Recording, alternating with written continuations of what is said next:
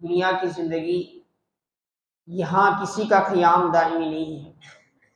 کوئی بھی یہاں ہمیشہ کے لیے نہیں آتا، ہر آنے والے کو یہاں سے جانا ہے۔ چنانچہ قرآن کریم میں بھی اللہ پاک نے اس مضمون کو بیان فرمایا، پارہ نمبر 17 میں سورۃ الانبیاء میں اللہ نے فرمایا وَمَا جَعَلْنَا لِبَشَرٍ مِّن قَبْلِكَ الْخُلْدَ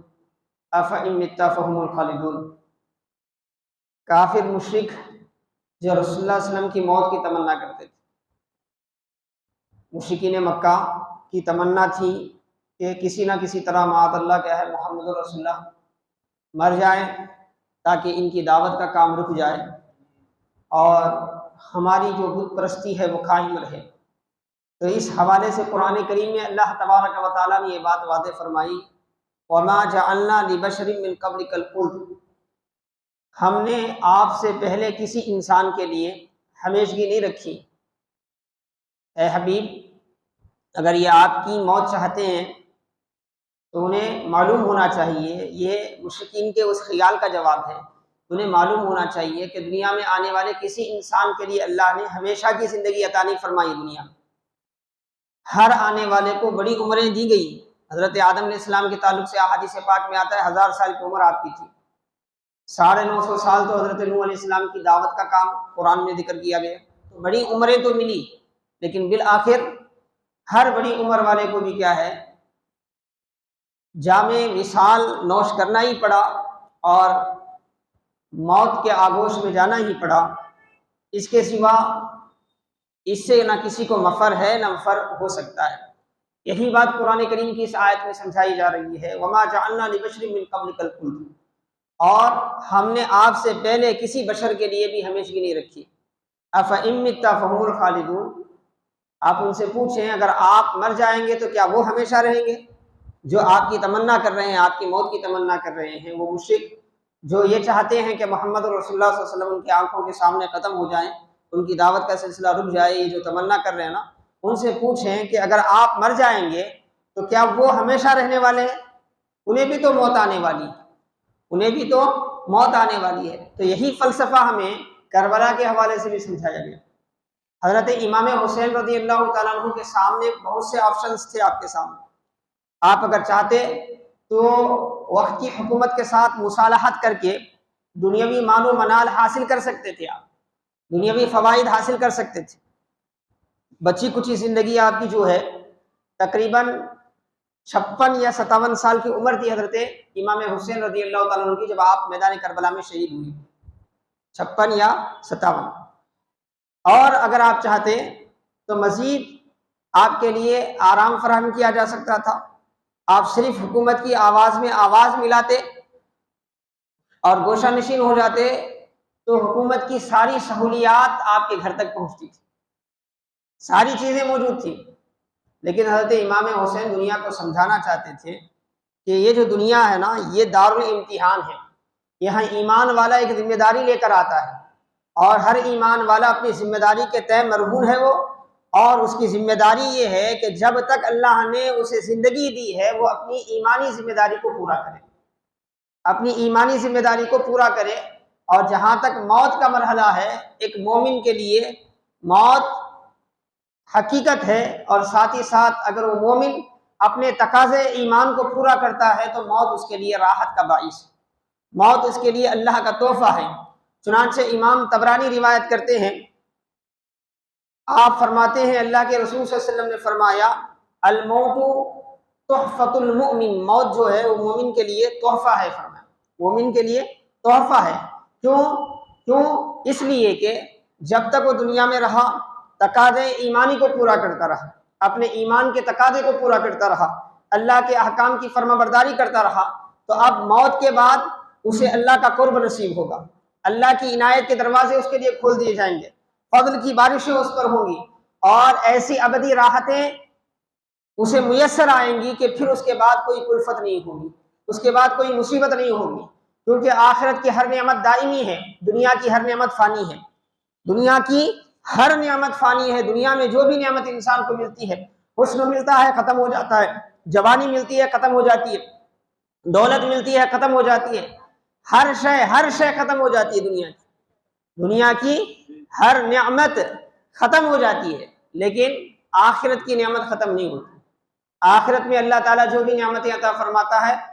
قرآن کریم میں اللہ نے فرمایا ان الذین آمنوا وعملوا الصالحات لہم اجر غیر ممنون، بے شک جو ایمان لائے اور عمل صالح کرتے رہے ان کے لیے اجر کیسا ہے؟ نہ منقطع ہونے والا اجر ہے، نہ ختم ہونے والا اجر ہے۔ ان کے لیے جو اجر دیا جائے گا وہ ختم نہیں ہوگا۔ تو ان کے لیے تو آخرت میں راحتیں ہی راحتیں ہیں، مومن کے لیے، مومن کامل کے لیے جب وہ اپنے ایمان کے تقاضے پورا کر رہا ہو تو موت کی آگوش میں وہ جلد یا دیر جب بھی جائے اس کے لیے تو کیا ہے؟ وہ راحت کا سبب ہے، اس کے لیے تو وہ اللہ کی طرف سے کرم فرمائی کا وقت ہے۔ اسی لیے تو وہ حدیث پاک کا مفہوم بھی ہے، جب ایک مومن کامل کو کیا ہے اس کے جنازے کو اٹھایا جاتا ہے تو وہ اپنے جنازے میں سے ہی لے جانے والوں سے کہتا ہے کہ جلد سے جلد کیا ہے مجھے قبرستان لے جاؤ، کیونکہ میں اللہ تبارک و تعالیٰ کی ملاقات کا مشتاق ہوں، اللہ تبارک و تعالیٰ کی ملاقات کا مشتاق ہوں۔ تو حاضرین محترم عزیزان گرامی، یہی حقیقت ہے۔ تو حضرت امام حسین رضی اللہ تعالیٰ عنہ، آپ کے رفقا، وہ سب مل کر دنیا کو اپنی شہادت کے ساتھ ساتھ یہ پیغام دیتے چلے کہ دیکھو یہ دنیا والوں کی بھی ہے، ایمان والوں کی بھی، یہاں ایمان والے بھی رہتے ہیں، یہاں دنیا والے بھی رہتے ہیں۔ کچھ لوگ وہ ہیں جو اپنی زندگی سے صرف اور صرف دنیا حاصل کرتے ہیں، اور کچھ لوگ وہ ہیں جو اپنی دنیا سے بھی کیا ہے آخرت کے حصول کے لیے کوشاں رہتے ہیں، دن رات اس بات کی کوشش کرتے ہیں کہ اپنی دنیا کے ذریعے وہ آخرت کو حاصل کریں۔ آخرت ان کا بجے ترجیح ہوتی ہے، وہ دنیا پر اپنی آخرت کو ترجیح دیتے ہیں۔ چنانچہ اللہ نے ان لوگوں کے حوالے سے تنبیہ کرتے ہوئے قرآن میں فرمایا بل تؤثرون الحیات الدنیا والآخرۃ خیر وابقیٰ۔ اللہ تبارک و تعالیٰ نے سورۃ الاعلیٰ میں فرمایا تم دنیا کی زندگی کو ترجیح دیتے ہو جبکہ آخرت کی زندگی دنیا کے مقابل میں بہتر بھی ہے، باقی رہنے والی بھی ہے، بہتر بھی ہے، باقی رہنے والی بھی ہے۔ تو وہ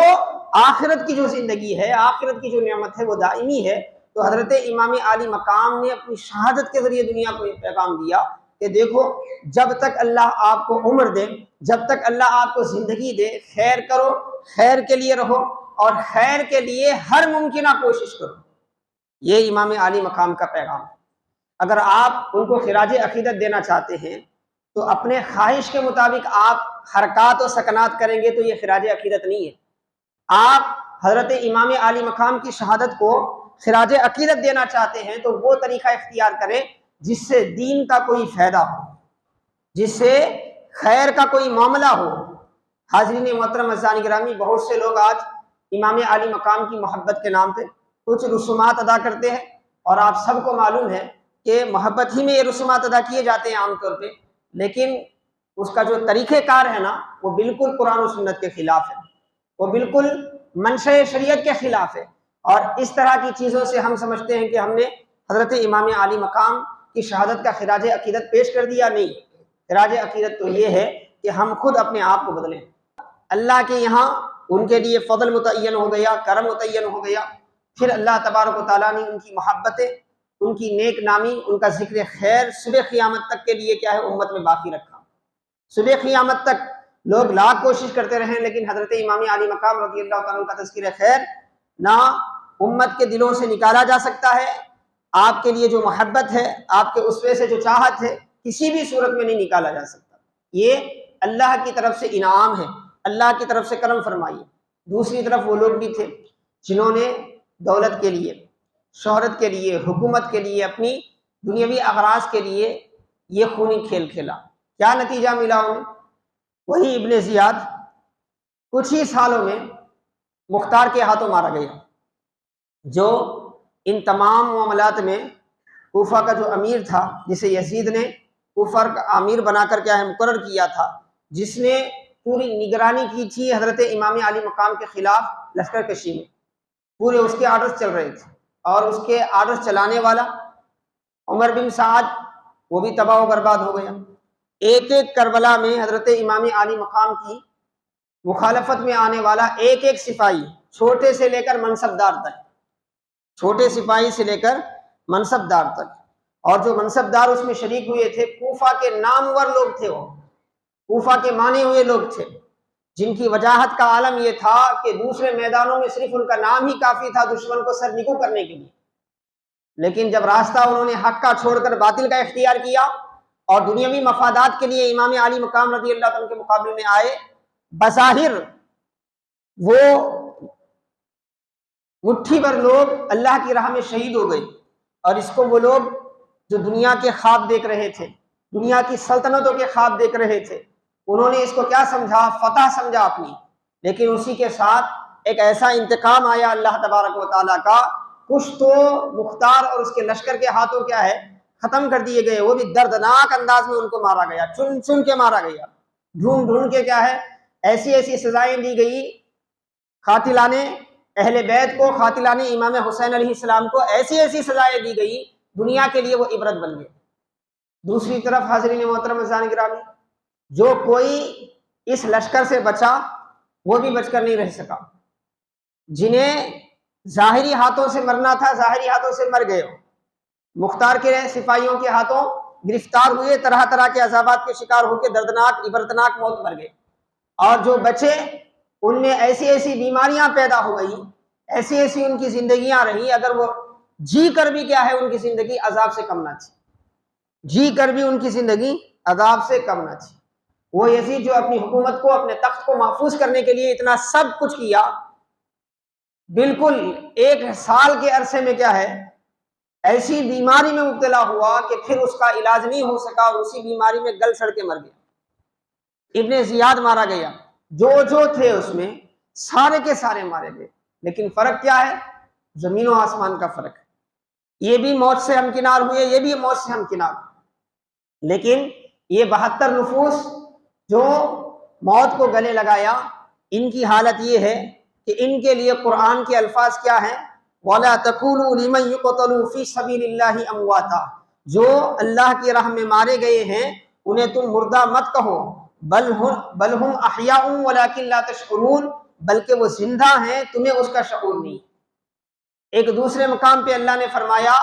ہرگز ان لوگوں کے بارے میں یہ گمان نہ کرو جو اللہ کی راہ میں مارے گئے ہیں، بلکہ وہ زندہ ہیں، عند ربہم یرزقون، ان کے رب کے یہاں سے انہیں نعمتیں ملتی، ان کے رب کے یہاں سے انہیں نعمتیں ملتی ہیں۔ تو موت سے تو دونوں ہمکنار ہوئے، ایک نار کی طرف گئے، ایک اللہ کے فضل کی طرف گئے، ایک اللہ کے فضل کی طرف گئے۔ تو یہی 2 طریقے ہر انسان کی زندگی میں، ہر انسان کے سامنے موت ہے، اور موت سے پہلے کی زندگی میں وہ موت کے بعد والی زندگی کے لیے راستہ اختیار کرتا ہے۔ اگر وہ خیر کی طرف آتا ہے، حق کی طرف آتا ہے، نیکیوں کی طرف آتا ہے، تو حاضرین محترم عزیزان گرامی بعد والی زندگی اس کی خیر والی ہوتی ہے، فضل والی ہوتی ہے، کرم والی ہوتی ہے۔ اور اگر وہ شرک میں ہی اپنی ساری زندگی گزار دیتا ہے، اس کا مطمع نظر صرف دنیا دنیا، کھانا پینا پہننا، کھانا پینا پہننا، اور اس کے لیے نہ حلال کی تمیز ہے نہ حرام کی تمیز ہے، نہ اللہ کے رسول کے احکام کا خیال ہے نہ قرآن کے احکام کا خیال ہے، اللہ اس کے رسول کے اوامر کو پس پشت ڈال کر جیسے یہودیوں نے کیا تھا، جیسے عیسائیوں نے کیا تھا، اپنے دنیاوی مفادات کے لیے شریعت کے سارے احکام کو کیا ہے نظر انداز کرتے ہوئے دنیا کو حاصل کرنا۔ بظاہر ایسی کوششوں سے دنیا مل سکتی ہے، لیکن مرنے کے بعد کی زندگی میں یہ دنیا اس کے کچھ کام آنے والی نہیں۔ جو یزید کی حالت ہوئی، جو ابن زیاد کی حالت ہوئی، جو عمر بن سعد کی حالت ہوئی، جو شمر لعین کی حالت ہوئی، وہی حالت ان افراد کی بھی ہے جن کو موقع ملنے کے باوجود حق کی راہ پہ چلنے کی بجائے اللہ کی نافرمانی کو اختیار کرتے، اللہ کو ناراض کرنے والے افعال کا طریقہ اختیار کرتے ہیں، ان کے لیے یہ سوچنے کا وقت ہے۔ اور حاضرین محترم عزیزان گرامی، آپ کو معلوم ہونا چاہیے، روایتوں میں یہ بات بھی آئی ہے کہ قیامت کی علامتیں ومن امارات الساعہ، قیامت کی علامتوں میں سے ایک علامت کیا ہے؟ فجأۃ الموت ہے، ناگہانی موت، اچانک مر جانا۔ مرنے والے کو اس بات کا احساس بھی نہیں ہے، ایسے تو موت آتی ہی اچانک ہے، لیکن اس کے لیے عام طور پہ ایک عرصہ تو ہوتا ہے، کم از کم عمر کے فلاں حصے میں آدمی آثار طاری ہو جاتے ہیں، بہت زیادہ بیمار ہے، کئی سالوں سے بیمار ہے، عمر ہو گئی ہے، چلنا پھرنا نہیں آ رہا ہے، اب اس کا مر جانا سمجھ میں آتا ہے۔ مرنے سے پہلے عام طور پہ کیا ہوتا ہے؟ اسباب موت کسی نہ کسی صورت میں ظاہر ہوتے ہیں، لیکن موت کے مختلف طریقے ہیں، اس میں سے ایک طریقہ کیا ہے؟ فجأۃ الموت، حدیث پاک میں آئے۔ فجأۃ الموت کا مطلب ناگہانی موت، موت کیوں آئی کیسے آئی پتہ ہی نہیں چلتا، اور اس کے لیے کوئی وقت نہیں، اس کے لیے کوئی جگہ مقرر نہیں، زندگی کا کوئی مرحلہ مقرر نہیں۔ موت، فجعت الموت کا معاملہ ایسا ہے کہ نوجوان بھی مر جاتے ہیں، بچے بھی مر جاتے ہیں، پیدا شدہ بھی مر جاتے ہیں، بوڑھے بھی مر جاتے ہیں، پتہ ہی نہیں چلتا کہ کب موت آئی کیسے مر گئے۔ دنیا والے تو بس یہ کہتے رہتے ہیں کہ ایسا کیسے، مرنے والا تو مر کے کیا ہے اپنے اعمال کا جواب دینے کے لیے خبر میں پہنچ جاتا ہے۔ اس کو فجعت الموت کہتے ہیں، اور آخرت کی علامتوں میں سے ہے، قیامت کی علامتوں میں سے ہے کہ فجعت الموت کی کثرت ہو جائے گی۔ یظہر فجعت الموت، تظہر فجعت الموت، روایت میں آتا ہے ناگہانی موتیں زیادہ ہو جائیں گی۔ آپ ہی دیکھ لیں پچھلے چند عرصے میں مرنے کا جو اسپیڈ ہے، مرنے والوں کا جو بالخصوص کیا ہے، یہ جو اچانک آنے والی موت، اسے آپ ہارٹ اٹیک کی موت کہیں، پھر اور جو بھی دنیاوی اعتبار سے آپ میڈیکل کے اعتبار سے 10 نمونے کے نام آپ دیتے رہیں، لیکن آنے والی اچانک موت میں کتنے ہی نوجوان کیا ہے مر گئے، جن کے بارے میں سوچا بھی نہیں جا سکتا تھا کہ یہ مر جانے والے، یہ موت سے ہمکنار ہونے والے ہیں۔ اللہ کے رسول صلی اللہ علیہ وسلم، مسند احمد کی روایت ہے، 7 موتوں سے پناہ مانگتے تھے، یعنی موت کے 7 طریقوں سے پناہ مانگتے تھے۔ ان میں سے ایک طریقہ کیا تھا؟ من فجعت الموت، ناگہانی موت سے، ناگہانی موت سے آقا علیہ السلام پناہ مانگتے تھے۔ اور ایک روایت کا مفہوم ہے، اللہ کے رسول صلی اللہ علیہ وسلم نے فرمایا ناگہانی موت جو ہے وہ مومن کامل کے لیے راحت ہے، مومن کامل کے لیے راحت ہے۔ جو بندہ مومن ہے اور اپنے ایمان کے تقاضے و عمل الصالحات کی صورت میں پورا کر رہا ہے، نیک اعمال میں لگا ہوا ہے، اس کے اوپر جو بھی فرائض ہیں اس کو پورا کر رہا ہے، گھر کی ذمہ داریاں بھی ادا کر رہا ہے، حلال طریقے سے تجارت بھی کر رہا ہے، پنجگانہ نمازیں بھی پڑھتا ہے، کسی کو دھوکہ نہیں دیتا، کسی کی غیبت نہیں کرتا، کسی کو گالی نہیں دیتا، چغلی نہیں کرتا، شراب نہیں پیتا، جوا نہیں کھیلتا، سود نہیں کھاتا، جو بھی ایک مومن کی شان ہے، جو بھی ایک مومن کی شان ہے، کیونکہ مومن کی شان یہی نہیں ہے۔ اب بہت سے ایسے فرقے پیدا ہو گئے ہیں، بعض فرقے والوں کی آپ دیکھیں گے تو ان کی پہچان ہی یہ ہے، وہ کیا ہے صاحب، نماز تو پابندی سے پڑھتے ہیں، اور تجارت کی لین میں ان سے زیادہ گھوٹالہ کرنے والا کوئی نہیں ملتا، ان سے زیادہ فریب دینے والا کوئی نہیں ملتا، ان سے زیادہ دغا بازی کرنے والا کوئی نہیں ملتا۔ بدعقیدگی ان کے اندر سے کیا ہے، اسلام کے وہ ساری خوبیاں نکال دیتی ہے۔ تو ایسا نہیں، مومن کی شان یہ ہے کہ وہ نماز بھی پڑھتا ہے، نماز سے بھی غفلت نہیں کرتا۔ مومن کی شان یہ ہے کہ اگر وہ صاحب ثروت ہے تو حج بھی کرتا ہے، اور سالانہ کیا ہے زکوٰۃ بھی ادا کرتا ہے، روزوں کی بھی پابندی کرتا ہے، غریبوں کی مدد بھی کرتا ہے، بیواؤں کے کام بھی آتا ہے، یتیموں کا سہارا بھی بنتا ہے، ہر طرح سے خیر میں لگا رہتا ہے۔ وہ عمل الصالحات کا مطلب ہر طرح کی نیکی میں، ہر طرح کے خیر میں کیا ہے وہ لگا رہتا ہے۔ اور ایسے مومن کی اچانک موت آ جاتی ہے تو آقا کیا فرماتے ہیں، یہ راحت ہے اس کے لیے، یہ اللہ کی مہربانی ہے۔ کیوں؟ اس لیے کہ جتنی زندگی ملی وہ اچھائیاں کرتا رہا، گناہ کم رہے، اور جتنے گناہ کم رہے آخرت میں سزا کم ہوگی، اور یہاں کی زندگی، یہاں کی راحتیں تو ختم ہونے والی ہے، اور نیکیاں کر کے خیر، اللہ کی توفیق کے ساتھ خیر کے ساتھ رہتا ہوا اس دنیا سے گیا، تو اب اس کے لیے یہ راحت کا باعث یہ ہے کہ اس کی جو قبر ہے وہ جنت کا باغیچہ بن جائے گا، باغیچہ بن جائے گی، اس میں جنت کی کھڑکیاں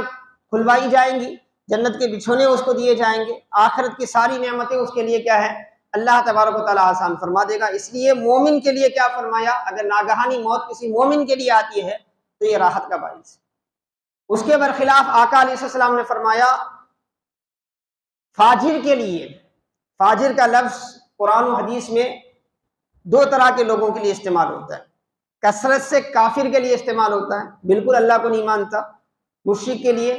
جو اللہ کے ساتھ کسی کو شریک کرتا ہے، تو بالکل جو ایمانیات سے جس کا تعلق نہیں ہے اس کے لیے بھی یہ لفظ استعمال ہوتا ہے فاجر۔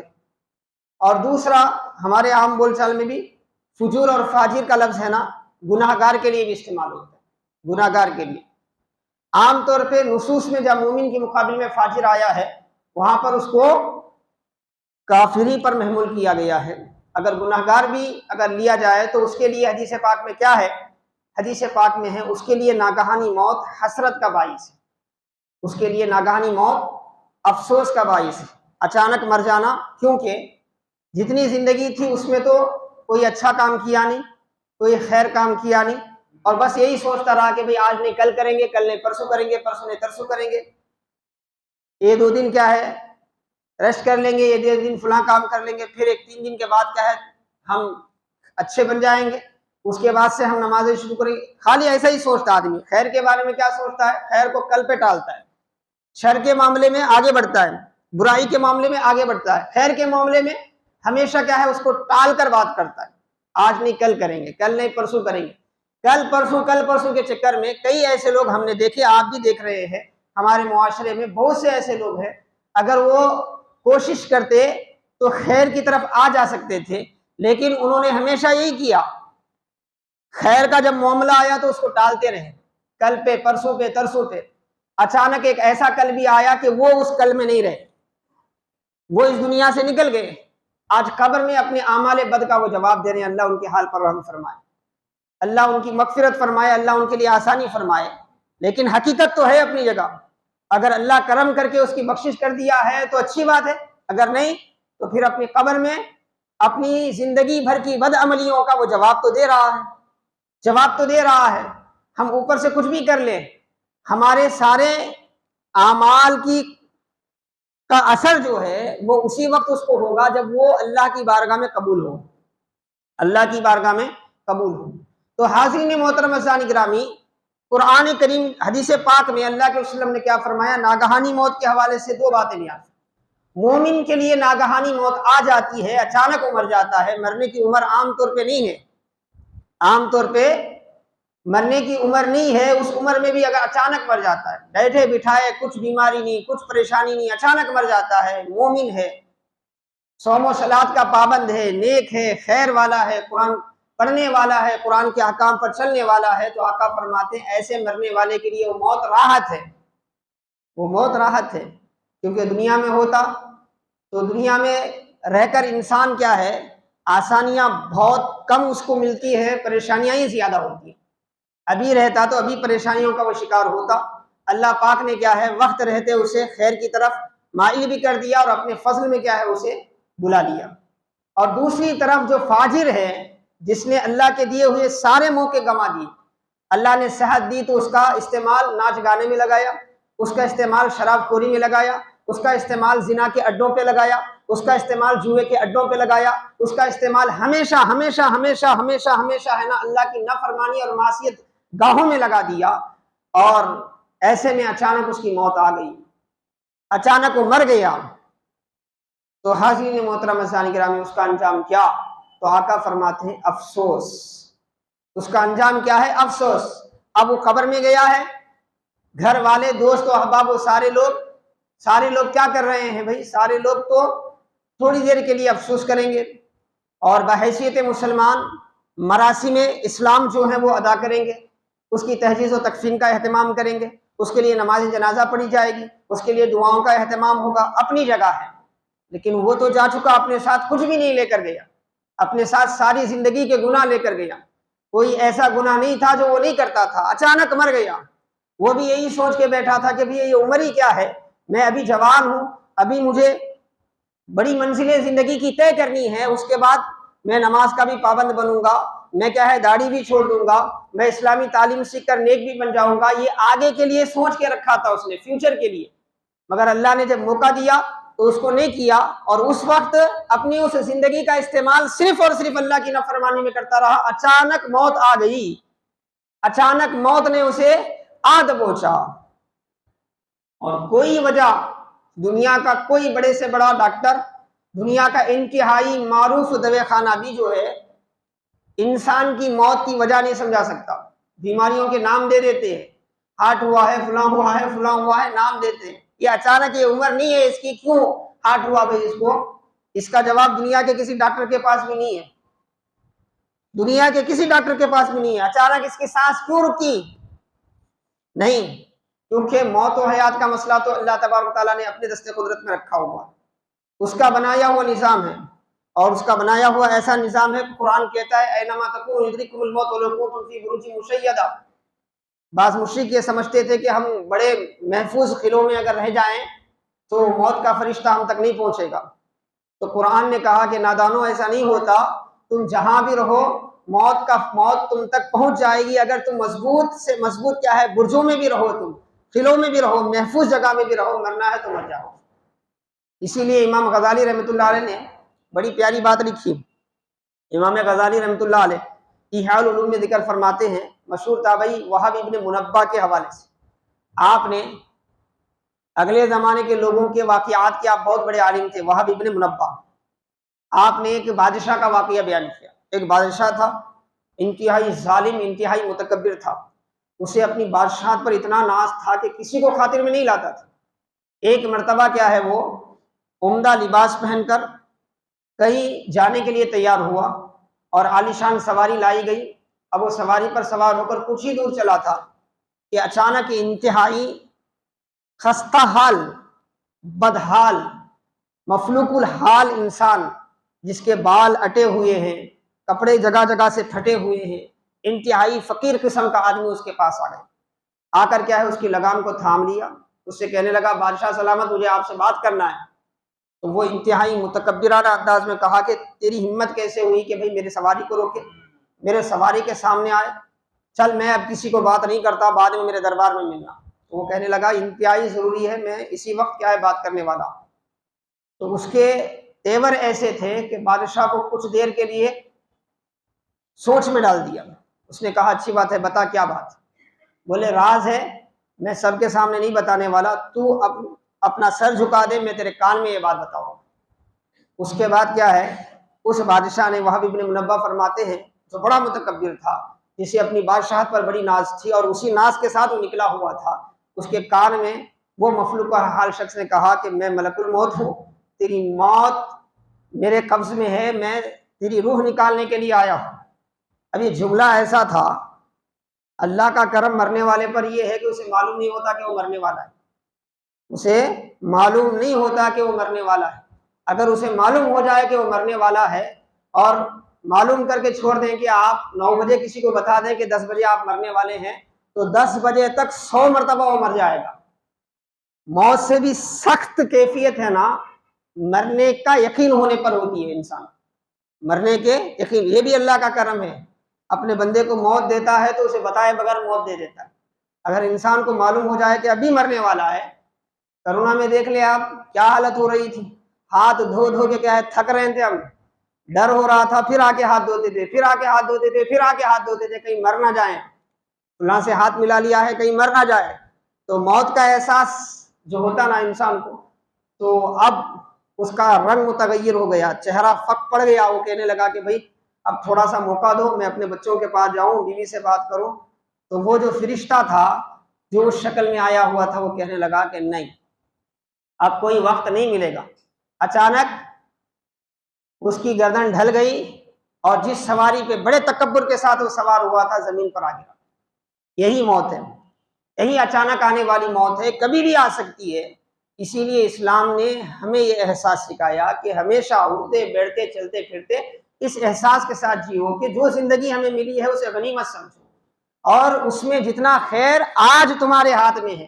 نہ گزرا ہوا کل تمہارے ہاتھ میں ہے، نہ آنے والا کل تمہارے ہاتھ میں ہے۔ کل کروں گا، پرسوں کروں گا نہیں، آج نمازی بن جاؤ، آج فجر کا موقع ملا ہے فجر پڑھ لو، ظہر کا موقع ملا ہے ظہر پڑھ لو، عصر کا موقع ملا ہے عصر پڑھ لو، کسی غریب کی مدد کرنے کا موقع ملا ہے غریب کی مدد کر دو، کسی کا قرضہ دینا باقی ہے دے دو۔ آج کو اپنی زندگی کا آخری دن سمجھ کر کام کر لو، پھر اللہ کل کا دن دے تو شکر ادا کر کے کل پھر نیک عمل کر لو۔ اگر زندگی نہ ملے، اسی حالت میں چلے گئے، تو پھر اس بندے کی طرح اس کی حالت ہو جائے گی جس کے بارے میں فرمایا کہ فاجر اچانک مر جاتا ہے تو افسوس کے سوا اس کے پاس کچھ نہیں ہوتا۔ اب وہ جب اس کا لاشا کندھے پر اٹھایا جاتا ہے تو وہ اپنے مال کو گن نہیں سکتا، وہ اپنے جائیداد کے بارے میں سوچ نہیں سکتا۔ وہاں جب آخرت کھل جاتی ہے، عالم آخرت کھل جاتا ہے، تو جانے والے لاشے کو اس کے مال کی فکر نہیں ہوتی، اس کے بیوی کی فکر نہیں ہوتی، اس کے بچے کی فکر نہیں ہوتی، اسے تو فکر ہوتی ہے کہ میرے قبر کا کیا حال ہوگا، اب قبر میں جا رہا ہوں تو میرے قبر میں میری کیا حالت ہوگی۔ اسی لیے حاضرین محترم اعزائے گرامی، امام عالی مقام نے دنیا کو سب سے بڑا پیغام دیا کہ لوگوں مرنا ہی ہے تو ایسی موت اختیار کرو جس پر موت کو بھی ناز ہو، جس پر موت کو بھی ناز ہو، اور موت کیا ہے؟ نیکیوں کی حالت میں، خیر کی حالت میں، اچھائی کی حالت میں، اللہ کی فرما برداری کی حالت میں انسان اس حالت میں اس دنیا سے جائے کہ وہ اللہ سے راضی ہو، اللہ اس سے راضی ہو، یہ موت سب سے بہتر موت ہے، اس موت سے جس میں وہ اللہ سے ناراض ہے، مطلب وہ اللہ کے عذاب سے ڈرتا ہے اور اللہ اس سے ناراض ہے اس کی نافرمانی کی وجہ سے، ایسے اگر موت آ جائے تو یہ موت انتہائی بھیانک موت ہوگی۔ تو حاضرین محترم عزیزان گرامی، اب بھی ہمیں وقت ہے، اللہ نے ہمیں عمر دی ہے، اللہ نے ہمیں وقت دیا ہے، تو ہم اپنے آپ کو سنوار لیں، اپنے گناہوں کی معافی مانگ لیں، توبہ کر لیں، تنہائیوں میں، جلوتوں میں، خلوتوں میں جو بھی ہم سے گناہ ہوئے ہیں صدق دل سے، ندامت کے ساتھ، شرمندگی کے ساتھ اللہ کی بارگاہ میں توبہ کریں، اور زندگی کا جو بھی حصہ ہمیں ملا ہے اللہ پاک کی بارگاہ میں دعا کریں کہ اللہ اس میں برکت بھی دے، اور ساتھ ہی ساتھ نیک عمل کرنے کی کوشش کریں۔ اللہ پاک کی بارگاہ میں دعا ہے کہ اللہ تعالی ہمارے گناہوں کو معاف فرمائے، ہماری خطاؤں کو معاف فرمائے، اللہ تعالی ہماری عمروں میں برکت عطا فرمائے، اور زیادہ سے زیادہ خیر کرنے کی ہمیں توفیق عطا فرمائے۔ وصلی اللہ تعالی علی خیر خلقہ محمد وآلہ وصحبہ اجمعین والحمد للہ رب العالمین۔